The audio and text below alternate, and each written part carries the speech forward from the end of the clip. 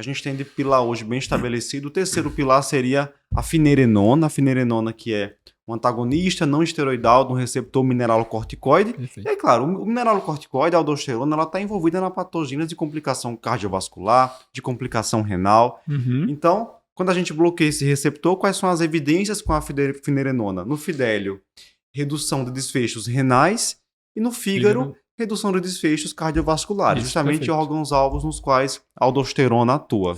A indicação formal é para o paciente que tem doença renal, diabetes tipo 2, que tem doença renal albuminúrica, com taxa de filtração glomerular maior que 25, desde que potássio normal, né? O ponto de alarme aí da finerenona seria o potássio. Né? É algo que tem que ser acompanhado.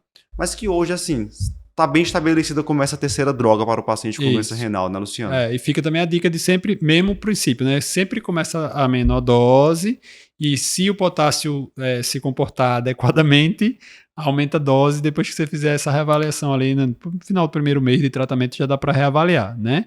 Então, fica atento à espironolactona, que é o representante assim, mais comum. A gente sabe que o paciente diabético ele tem uma tendência para fazer acidose tubular renal tipo 4, que é como se fosse um hipoaldo funcional, né? Um hipoaldosteronismo funcional. E aí, quando você usa a espironolactona, tem muita hipercalemia, né?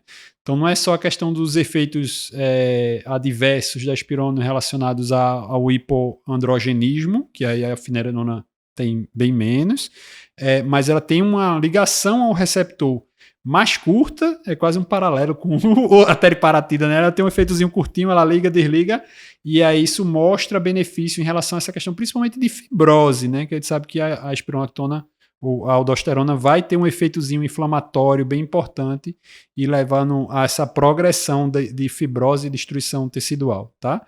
Então, a finerenona tem muito benefício e ela atuaria, como a gente falou muito, a gente falou de IECA, com efeito mais em arteríola eferente e mais hemodinâmico. A gente falou de SGLT2, com efeitozinho mais aferente e mais hemodinâmico, um pouquinho nessa metabolismo energético.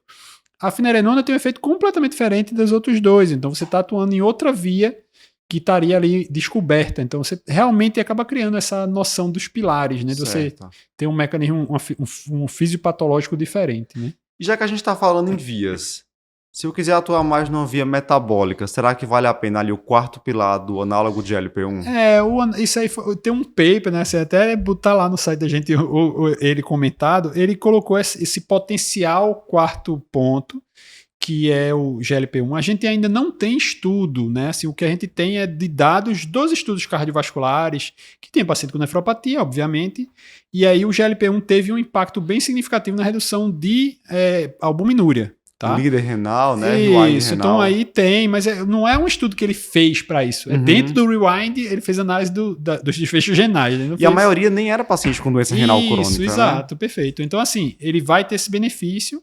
A gente sabe que a obesidade tem um papel bem importante nesses processos inflamatórios, na hipertensão, em tudo, até na piora do diabetes, né? Então, assim, toda droga que tem efeito em relação à obesidade e processo inflamatório da obesidade vai ter benefício, né?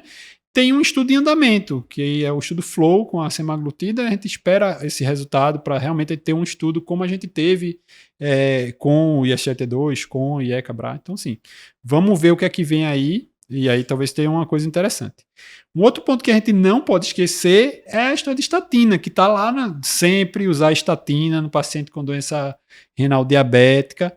Lembrar que o paciente com doença renal, com perda de função renal mais avançada, a atorvastatina teria alguma priorização em relação às outras, mas assim, uma coisa assim muito incipiente, não tem tanto dado assim para justificar. Mas é um paciente de alto risco cardiovascular e a gente tem que pensar nessa questão do risco cardiovascular, né? Tem o FIELD, que usou fenofibrato e diminuiu proteinúria, diminuiu a albuminúria também. Então, mostrando talvez, no contexto de hipertrigliceridemia, o fenofibrato poderia ter algum benefício, mas também aí o fibrato já fica para uma faixa um pouquinho mais para frente, Sim. né?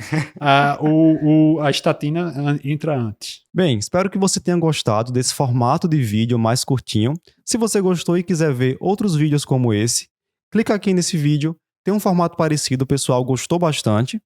E se você quiser conhecer, quiser assistir ao vídeo que deu origem a esse corte, né? Esse vídeo ele foi retirado de um outro maior, de um outro completo. Clica aqui à esquerda que você poderá conferir o nosso conteúdo completo.